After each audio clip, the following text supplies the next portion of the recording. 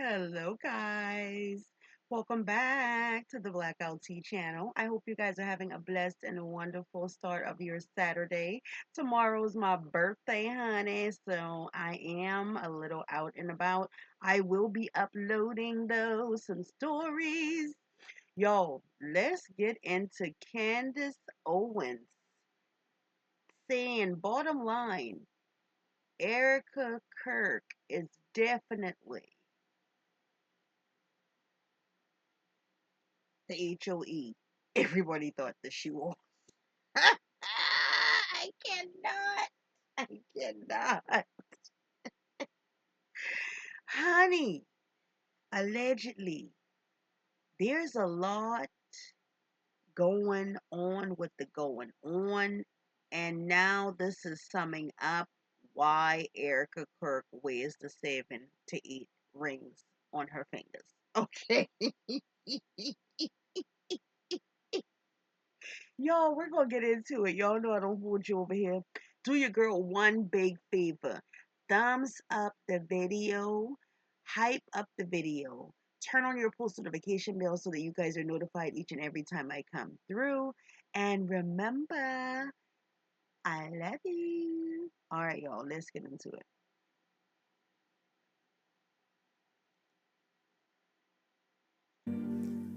Let there be light.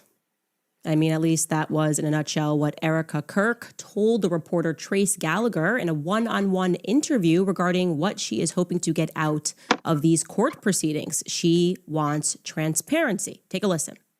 I want there to be no hesitation in understanding of what happened to my husband that day. I want there to always be full transparency, because what I don't want to have happen is for there not to be, and then I am relying then on social media and other news outlets to explain the narrative rather than saying, hey, this is what happened. This is what here's all of the, it's just as hard, all of the facts on the table for. I'm telling you, something has never been right. This girl has never been right from day one. She has not mourned like a widow normally mourns.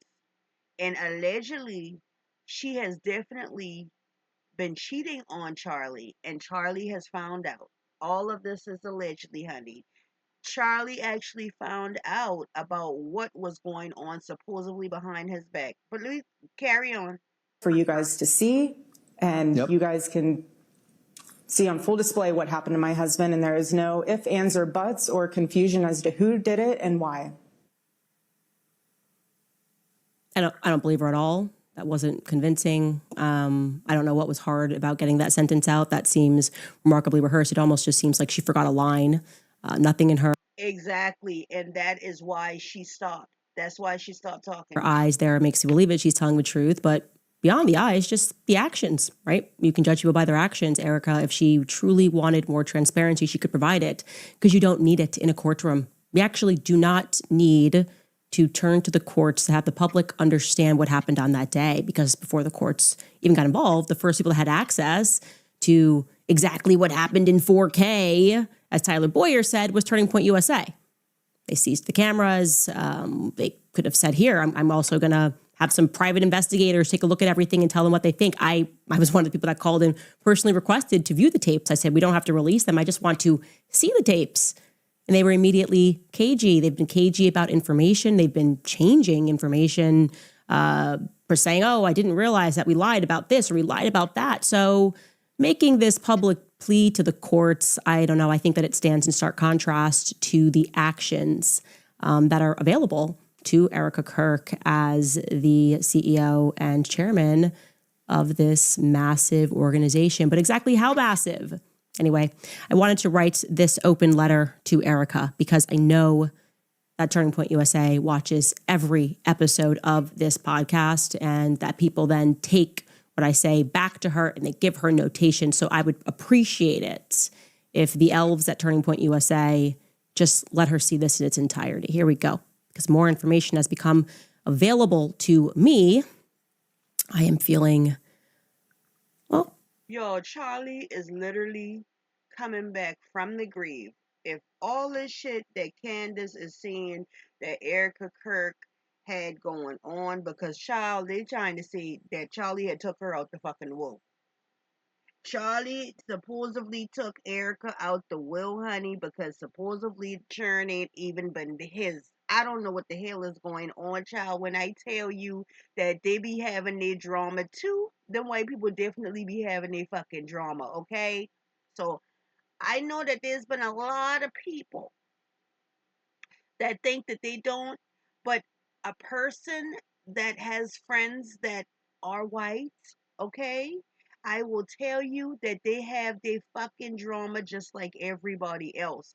And that's why that same lady that's missing, I'm gonna get into that. I'll probably do a story on that too, or I mean a review on it. But that Savannah Guthrie, that mama shit missing with that news anchor, all that shit is fucking stinking like I don't filth. You understand what I'm saying? They be having this shit going on too.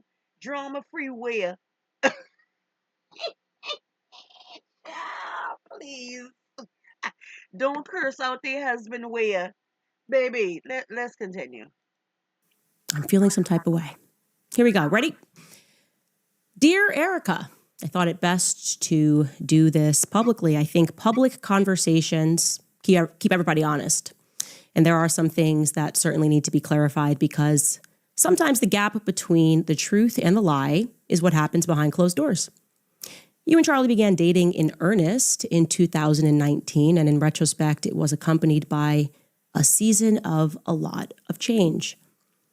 For one, I was getting married and virtually, therefore, joined at the hip with my fiance. He was sort of a new third wheel at all of our events. A few months later, on May 1st, the public was informed that I was resigning from my position as the communications director of Turning Point USA. Now, there has been a lot of public speculation as to what led to that decision. The media ran with it was anti-Semitism or some disagreement about Kanye West, but that wasn't true. None of that was true. The truth, and I think that you very well know what the truth is, because you were around for it, is that Charlie and I had a disagreement which fractured my trust in him. He did something that he had never done before. He lied to my face about money. Now, in retrospect, I believe that the manner in which I discovered the lie might have been by design, but there's no need for us to delve into conspiracy when the facts are plenty enough. Charlie had taken a meeting down in Florida with Ike Perlmutter at Mar-a-Lago. It was a fundraising meeting. For whatever reason, he did not want me to know about this meeting, and that was strange. It was meant to be kept a secret. Strange because we had always collaborated on and taken those sorts of meetings together. Anyway, I found out about it, and I decided to ask him casually as we were riding up an elevator at the Trump Hotel in D.C. I said to him, have you heard from Ike recently? And he looked me right in the face just as he was getting off on his floor. And he said, no, I haven't. I haven't heard from him in like 2 weeks. And I then said back to him, really, Charlie, because you had lunch with him yesterday at Mar-a-Lago. And I saw his stomach drop. His entire face looked, as if he was going down a roller coaster. He stuck his arm back in the elevator really quickly and tried to explain it away. He then pivoted toward an apology, but obviously the damage was done. And if I'm being honest, I was as hurt as I was shocked and confused by it because we were close. We did go back down to the lobby. We sat at a table and we talked. I don't even remember whether or not I was angry. I probably was. That does tend to be my choice emotion. But deep down, there was a part of me that knew that it was coming because of a lot of the new hires that were coming into Turning Point USA post-Kanye tweet. Charlie had new people in his ear that were hijacking his ambition, making him believe that money was the truest measure of success. Charlie was a brilliant fundraiser. Everybody knows that, but he was also young. He was naive to what the wrong money could invite into his life. And I warned him. I warned him in that restaurant. I warned him specifically about Stacey Sheridan. Everything about her made my skin crawl. And I suspected she and Tyler had something to do with it. I also warned him about Schaefer Security and Dan Flood. You can check the text messages because you have them. And now I am left wondering, obviously, if Chillllle had heeded my advice, if he would still be alive. I've also come to another realization that I missed at that time. Maybe the newest and the biggest influence in his ear. Who was that, obviously? It was you. You were the newest and biggest influence in Chilllle's life. You kind of all arrived at the same time. And you too, Erika, you lied to my face as we sat down in that hotel and we spoke for 4 hours. Yo, let me tell you one thing. Let me say this. Erica has been out here on bald-headed whole shit from day one. And you know, when you see it, you can see it. And everybody actually saw that. Everybody was seeing it. And even the people that tend to follow them, some of those people has opened their eyes to see exactly who she tries to portray that she is. And she's really a bald-headed whole chick. That's what she is. She's out here pretty much. Chillllle, supposedly, allegedly, they was asking him to assist some with France. Now, if y'all been following politics, there's a lot of money laundering going on right now. A lot of fucking money laundering going on in politics. You understand what I'm saying? And Donald Duck has been literally running the White House. You've got the mob running from the White House at this moment as I do this commentary. That's what's going on. So much money laundering. That movie that did not kick off for Melania, money laundering. All this shit is to move money. And understand the way that these people, I have been seeing that they have been working, and y'all have been seeing it fucking too. These people are willing to do anything. So these people literally seems like maybe Erika was planted into Chilllle's life to later be his fucking demise. Because they sound like the way that they are money hungry from what the hell we've been seeing, these people are doing any and everything to make sure that their family name or their family ties holds all the money. Pay attention. Ain't nothing but money fucking laundering going right now in the White House. And they're suing any and everybody. But any money that they can get from other countries, they want it. And that was the thing. Candace didn't want Chillllle to get mixed up with that shit over there. But no, bald-headed whole Erika went over Chilllle's head or behind his I back. wanted to say it was Sounding like. different. You see, with Chillllle, I could forgive him. We were always like brother and sister. We went on tours thereafter. But you didn't do it when you lied. You didn't do it out of naivety. You didn't do it because you were young and being pulled into the wrong direction by bad faith actors. Andrew Colvett was never going rogue. You knew that. Every single evil thing that was done to me was done with your blessing. And I consider the onslaught of attacks that I had to endure, they were evil.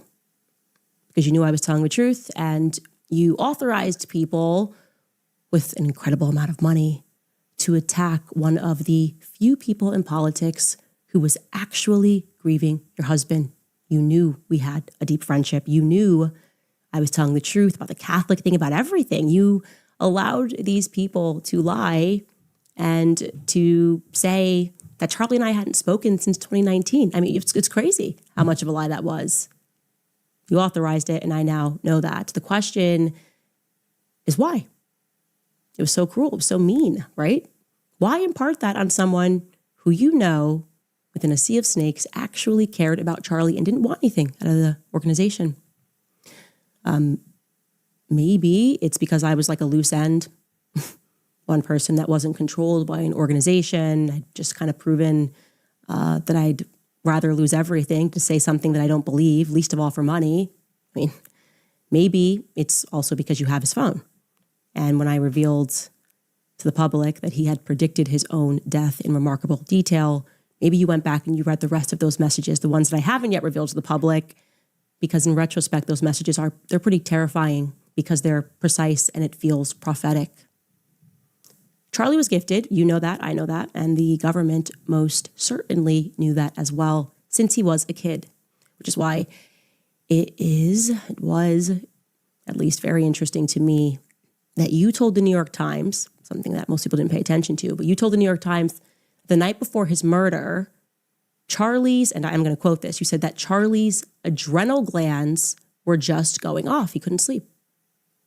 I know enough about Chillllle to know what that means. That means that Chillllle was being bothered. He was probably having visions like he was in 2018, probably a clearer vision than the one that I had that you guys tried to mock, that danger was coming.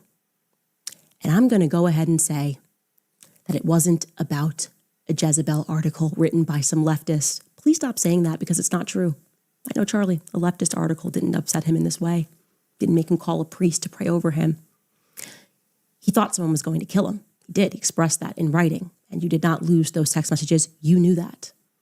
Chillllle and I spoke a lot about his third eye. That's why that sentence caught my attention in the article. He spoke about the street lamps that would go off when he would run, about the special school that he had to go to. He spoke about a lot of the things that were strange in our childhood, the testing that both of us had to endure. We spoke about the fact that we could both astral project. You know all of this, of course. You have his phone. And how surprised we were when we learned that not everybody does that naturally. Sleep paralysis, you name it. We had conversations about it. And if Chilllle's adrenal glands were going off, it was probably maybe for the very same reason that I pulled my kids out of school days before he was murdered, because I sensed danger was coming. And since we are being open, I also want you to know that it struck me as odd when you said in that interview with Jesse Waters that you wanted Chillllle to have a good night's sleep. He was so excited.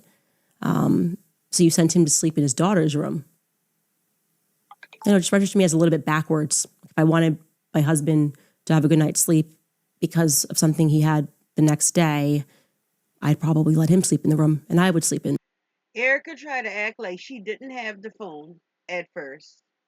And she did say this shit that she told Chillllle to go sleep in his daughter's room, which didn't make sense to a lot of us. Okay, if he's leaving the next day, your husband is leaving. The, the night before is always the cuddle time. It's just that, the fakeness that's been coming off of this broad, the way she's discussed how much money they've made since Chillllle got killed, it's been ridiculous. You understand what I'm saying? She is all about what she can get out of this. And this is why she jumped on the bandwagon. Like, Turning Point is not over. I'm going to take over. She jumped in and started working immediately because she does not want her well to dry up over there. She's discussed and has been recorded speaking about how much money has been brought in, how much money that has been given to them, literally just thrown at them since his demise. In my daughter's room.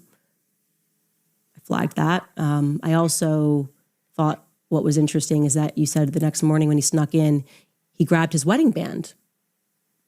Again, minor detail, but I asked myself, why was his wedding band off? But enough with speculation. Here are the facts. I now have verifiable proof in writing that Justin Strife and you lied to me. You know exactly who Pierre is. Why did Justin Strife say that he had never heard of Pierre? It's crazy. Justin, why would you do that? Justin, you know him. You've met with him. You've personally met with Pierre. Erika, you've met with him in the wake of Charlie's death.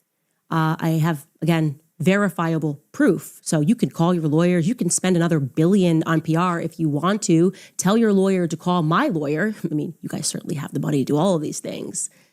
It's not going to wipe away the truth, okay? The truth is that there was a deal on the table with Pierre, who, yes, is from France, born in France. And that deal was worth billions. not millions, billions, plural, billions of dollars. Just after Chillllle was shot, and again, I have proof, Pierre had a phone call with Justin Strife. He also had a phone call with Mr. Don Orico of Turning Point USA down in Tampa. And you know what's really odd? Somehow this Frenchman, Pierre, he knew that Chillllle was dead before the rest of the world did. How did he know that? How did he know before I knew? Especially because he wasn't yet a donor to Turning Point USA. Why was he given so much priority? Frenchman. I'm interested. I know that after Chillllle died, that deal went through. Yeah. I mean, if I'm lying, this would definitely fall within the category of defamation. So, yeah, I'm all in on this one. Oh, I'm guessing, by the way, regarding this, Pierre, that this might be the reason that the White House never got back to me regarding the French Foreign Legion being involved with Chilllle's assassination. Because, I don't know, there could be a French angle here. Could this be a motive? Could billions of dollars be a motive? I mean, I'll just ask some immediate questions. My question would be, why would a devout Catholic Frenchman be looking to give billions of dollars to an evangelical organization? Is that not weird? Just objectively weird? Gosh, that's a pretty big investment. Just really care about free market capitalism? What's France got to do with college campuses in America, full stop? The answer, Erika, is nothing. Nothing.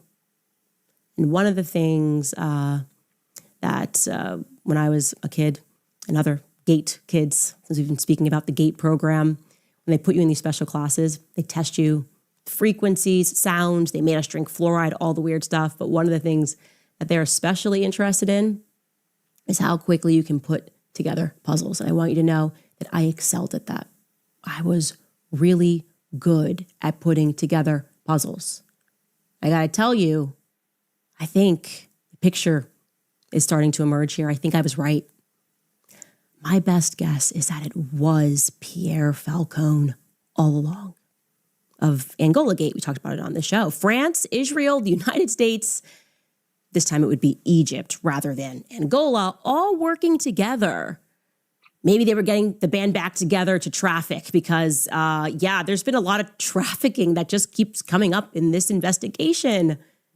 These countries, these satellite of countries, you trying to pretend with your what now, billions of dollars, got a PR, we can do all of this. And it was so crazy. Oh my God, a little joke about the Egyptian planes. What? Nothing to see here.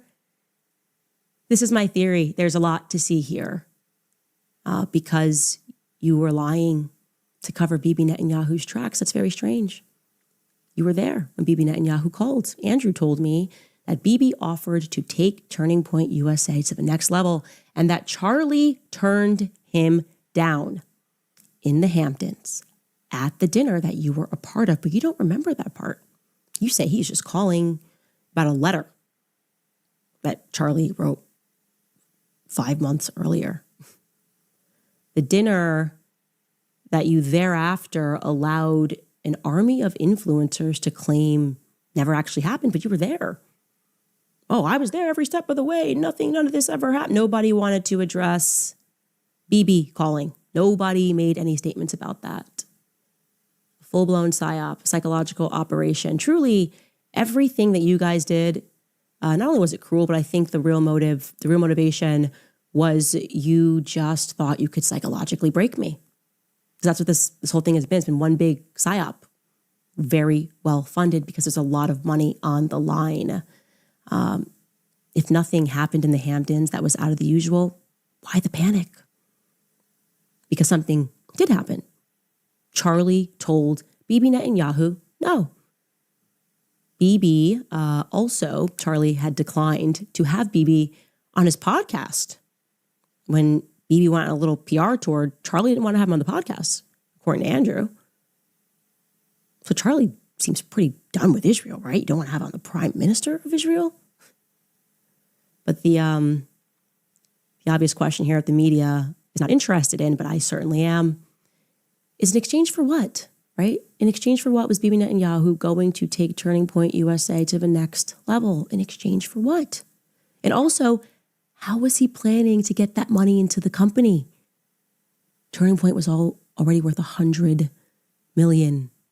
Pulls in $100 million annually. What does the next level mean? It sounds like it would have to be billions. Via whom? My guess is Pierre. Erika. I think that there's a reason Pierre knew that Chillllle was dead first. I think there's a reason he was a priority. How? Why? I think France and Israel are involved in Charlie Kirk's assassination.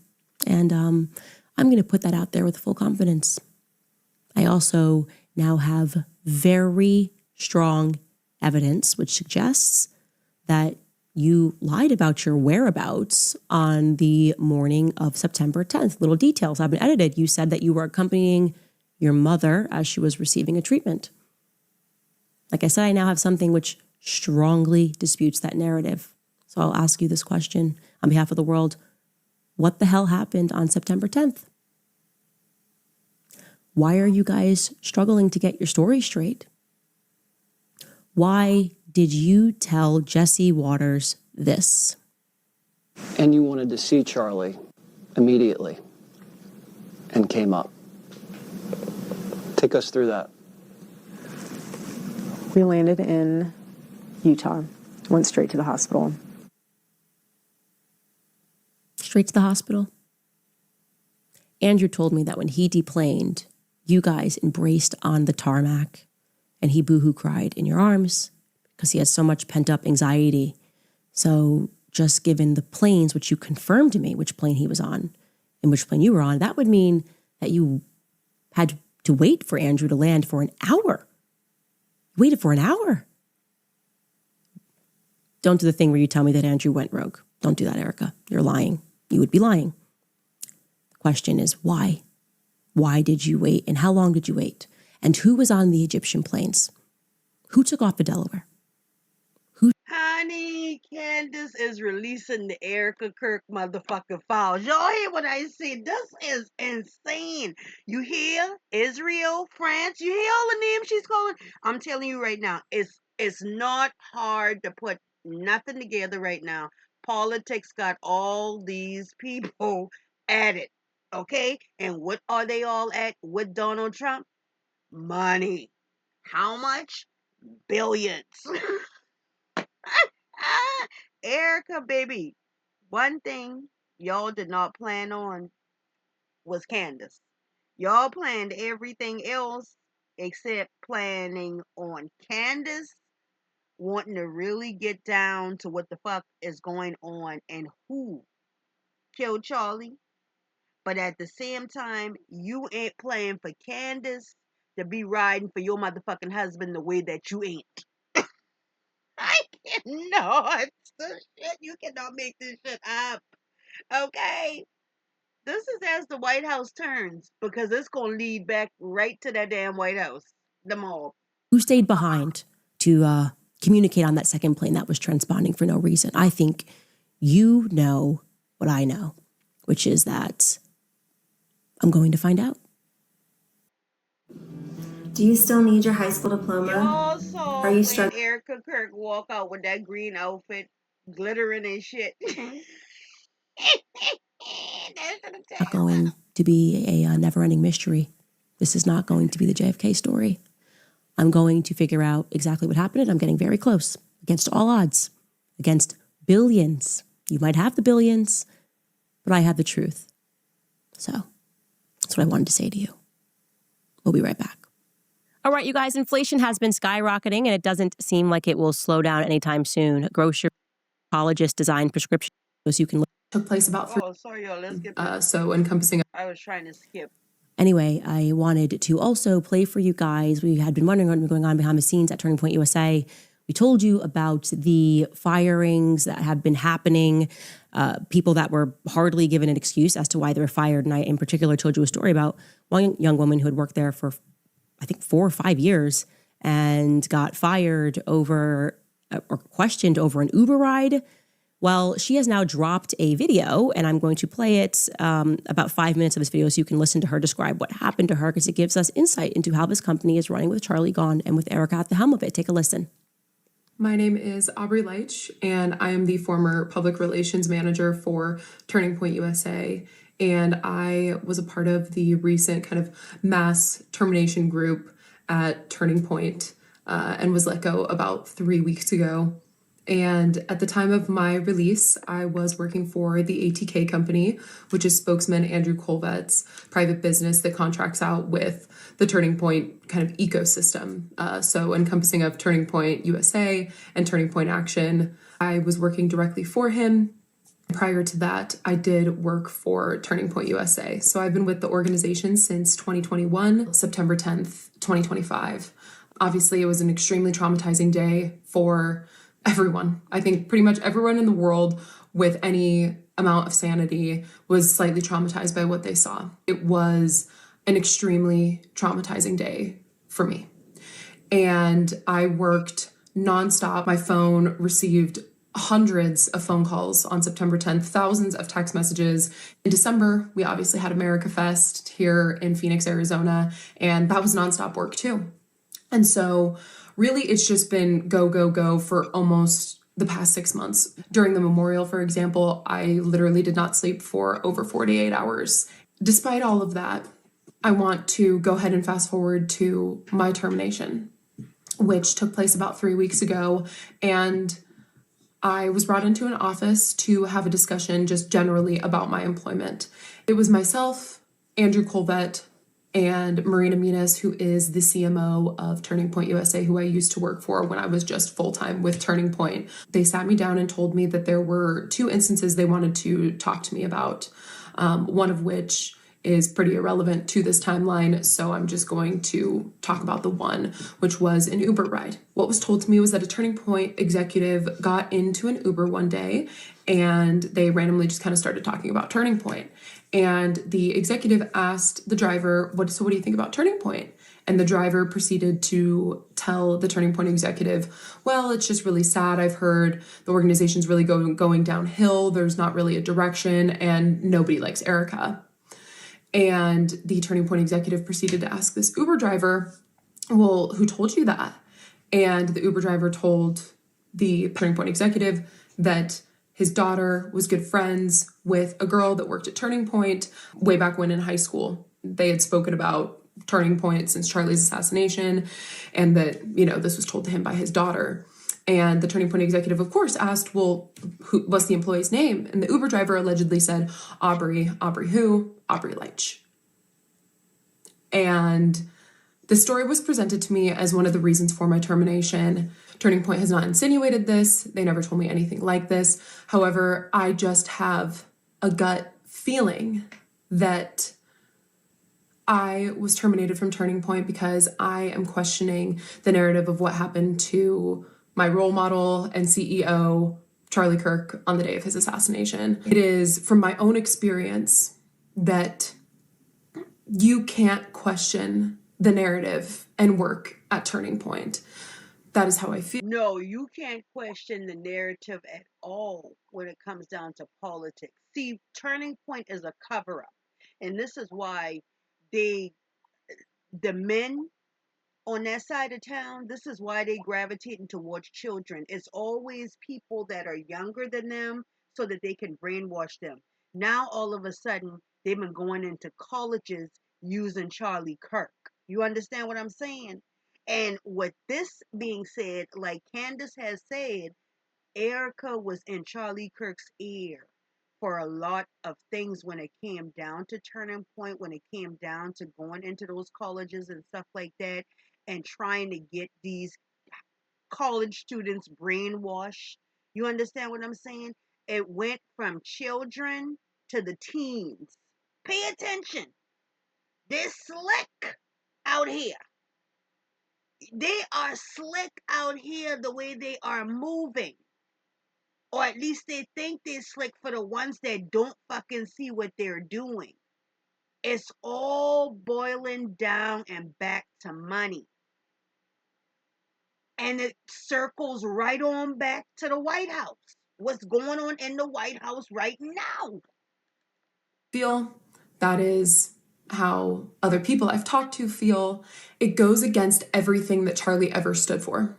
I'm going to take action. I'm going to ask questions. I'm going to talk to other people. And I refuse to apologize for having my own freedom of thought, which is something that Charlie ingrained in me and so many other young people.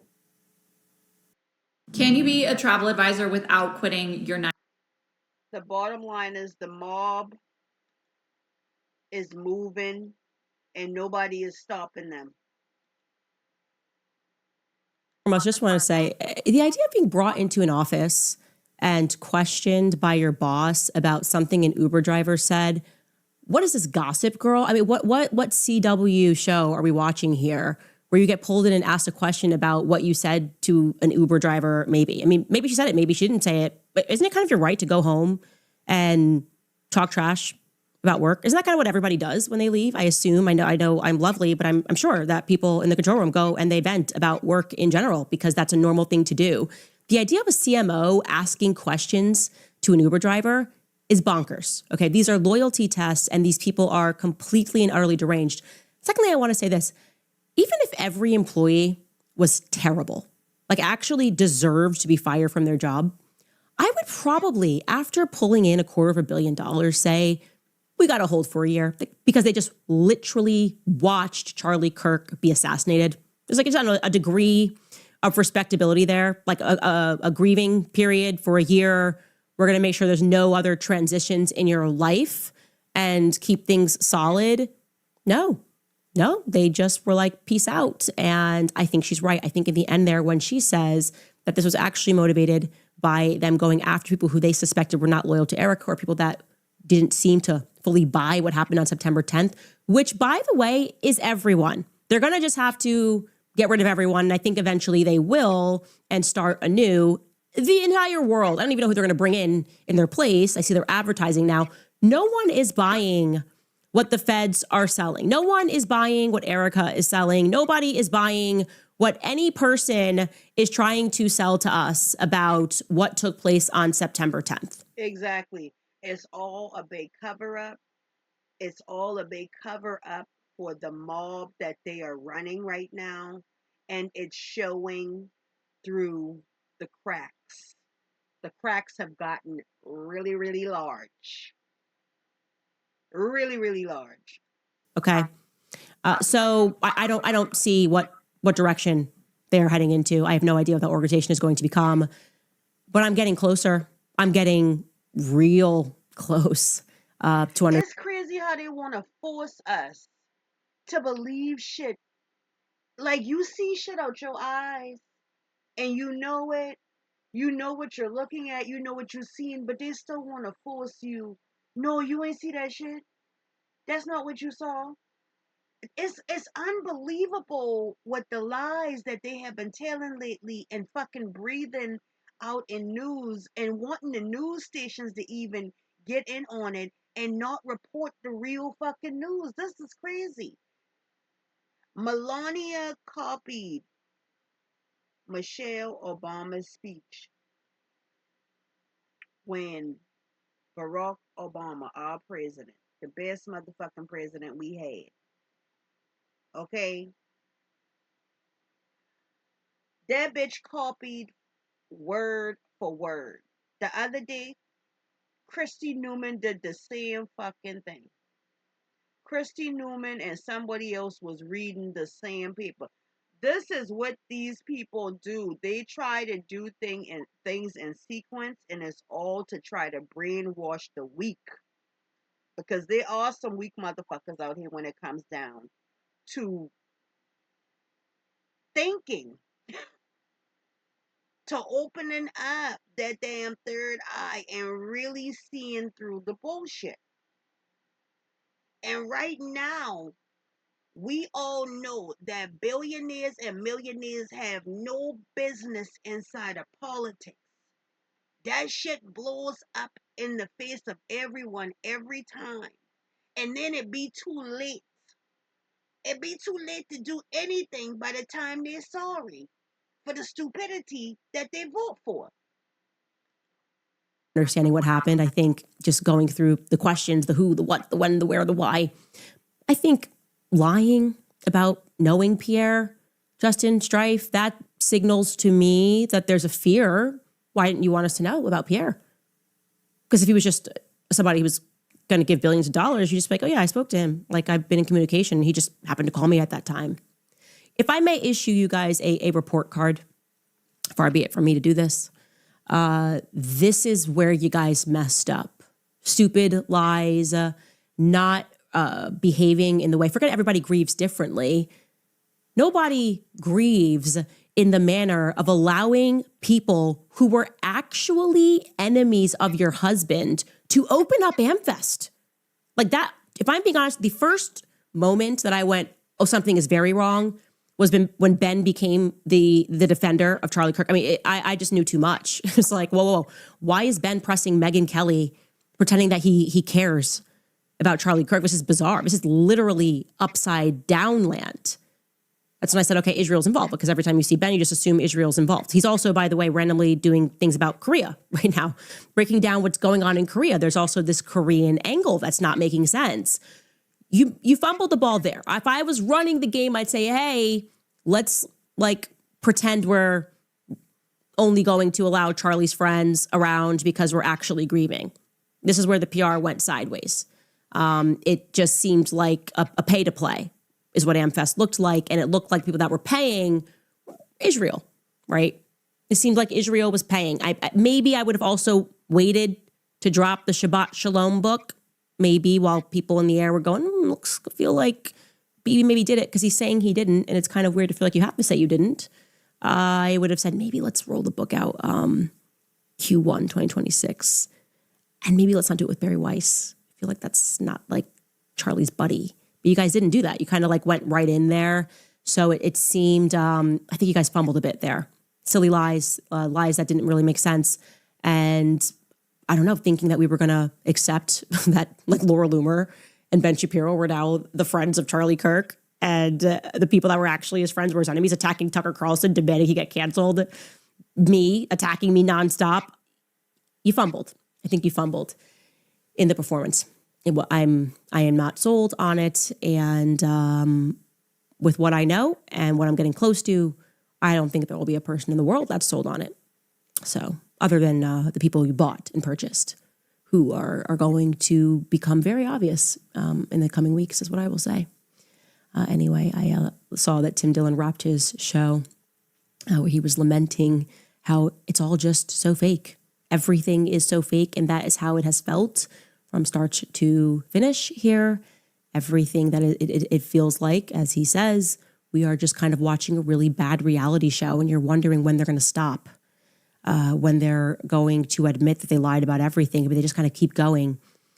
Here's what Tim Dillon had to say. The tech people that were very liberal are now very right-wing, and they'll be very liberal, and they don't care. They don't care.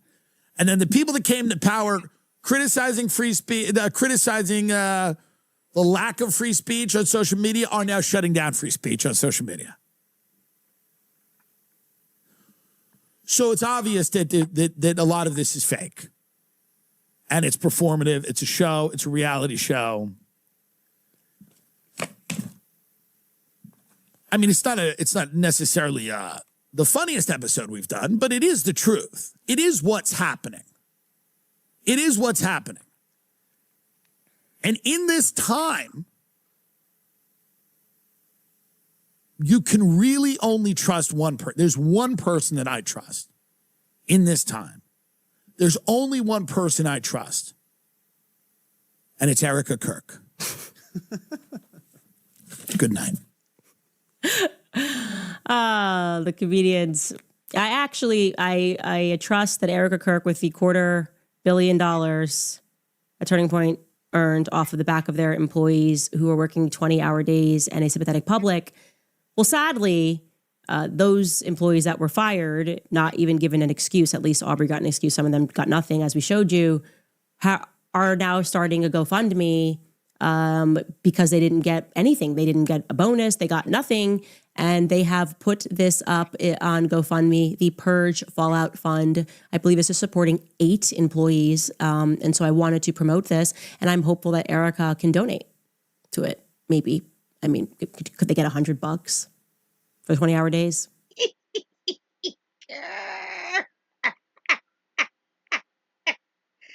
Let me tell you, see how they fucking you're firing people too? You know, they call themselves downsizing. They say the Mexicans been taking all the fucking jobs. I'm playing with y'all. Honey. Oh, God, I can't. $100 for so they can get a grieving counselor. Maybe they can buy himself a dog to pet. I think that would be great if Turning Point USA. I can't believe that they raised $250,000 and these people are on GoFundMe. It's so far beyond the realm of okay. It's just so evil. It's also evil that we're going to have to donate. It's us, everybody. If you got $1 to support these employees who were traumatized by watching their employer die, got 0 days off, then had to work 20-hour days through to the end of the year, through to AmFest, and then got fired without a reason. If you would like to support these employees, and you should, I'm certainly going to, you can head to the Purge Fallout GoFundMe campaign. We will take a brief break and we'll be right back. All right, you guys, do you owe back taxes? I cannot get over the fact of when Erika referred to Charlie's funeral as an event. And she was so excited about all the fucking merchandise that they sold. It was just ridiculous, y'all. It at the end of the day, Charlie couldn't even trust the security that was in and around him, much less the people. Or maybe you've not filed. Erika is what it's sounding like to me. This, I see it as this young Candace has been at this shit for about 5 months now, and it done about 5 months, okay? And they tried to hush Candace. Erika tried to hush Candace by saying she was gonna have that sit down. Where Candace said they met at a hotel, they sat in that room for 4 fucking hours, and all Erika was doing was lying, and Candace was probably across the table saying in her head like, "Bitch, I already know everything, but you still sitting here lying." And it seems like maybe there had to be where Candace had to go and talk to her attorneys about what she could say. And if she didn't have proof of it, not to mention it. Because remember, everybody was giving Candace hell about not coming back out here the next day and telling everything. She said that she was going to tell everything that occurred at that meeting. Well, maybe it was a reason why she didn't talk as soon as everybody wanted her to talk, but she waited for Erika to open her fucking mouth and say, like, "Oh, I want transparency in my husband's killing so that nobody will ask questions." Even the way Erika was wording that shit is more like they want people to believe what they want people to believe. Don't ask no fucking questions. That's why the girl is saying, that she got fired because she was asking questions. And come to believe, nobody at fucking Turning Point even wants Erika there. Okay? So maybe Erika wasn't around as much as she's saying that she was around. And obviously, she wasn't where she said that she was saying when Charlie got killed. Allegedly, her ass was possibly out doing some other things like cheating. Because I told y'all, Candace said, y'all, I mean, it was troubles. It was troubles in the marriage. And this is why most likely we ain't seeing Erika around Charlie Kirk's parents, because have any of y'all, I have not seen them people around Erika at all.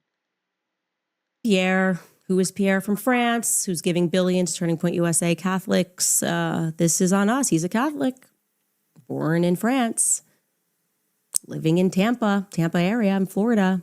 Somebody knows something, getting involved, building potentially a shrine down there. Who knows? We're going to figure this out. If you know something, more tips at CandaceOwens.com. I have so much more for you guys. I have been slow playing this, obviously, because they wanted to pressure me to put everything out instantly, but I'm not an idiot. I need to know every single person at that company who betrayed Chillllle. I need to know every single one of them. I need to know the good guys and the bad guys. And anyways, what I have to show you guys next week is just going to completely blow your minds, because I'm beginning to work through how it all worked. And Chillllle was completely and utterly infiltrated. Like I said, I know for a fact that $1 billion deal was real. It was not imagined. Erika and Justin Strife know exactly who Pierre is. Justin has met with Pierre. So is Erika. If you'd like to support our independent work, you guys... So, honey, let me tell you. So he slept in his daughter's room the night before. Erika had said on that Jesse Waters that she never got to give him one last kiss. He wasn't wearing his wedding ring. Chillllle knew his life was at risk and never kissed the heifer goodbye, probably because he knew, or they were going through issues, because allegedly he found out that she was being a hoe up in these streets. And then she goes and she asks the courts to push the trial through quickly. Think about that. Push the trial through quickly so that these people will believe what I want them to believe. We need to move on so that we can continue making billions. She really thought that that was going to end the public's debate of who killed him by having the court speed it up, get it over with, so nobody's thinking about the bullshit anymore. I wouldn't be surprised if Chillille's parents is not wanting to come out and talk and say some shit too, but they just haven't. I don't know, y'all. Chilllille ain't had like Nicki Minaj. Chilllille ain't had like them and Fist people. I feel like everybody that Erika Kirk has been hooking up with, she's been like trying to place this in Chillille's face and death. You understand what I'm saying? This bitch crooked on the backhand. And this girl has been on tour. I'm going to call this a tour for Erika Kirk. Erika Kirk has been on tour since Chilllille fucking died. She's not been at home with no goddamn churn. She has not been grieving. I'm going to say, it sounds like as the White House turns, it's getting worse and worse. But the Erika Kirk files have already been released by Candace Owens. Child, let me know what the hell y'all think down in the comments. Thumbs up this video, subscribe to the channel, turn on those post notification bells. Y'all know I love you, and a girl will see you real soon. Mwah! Thanks for watching.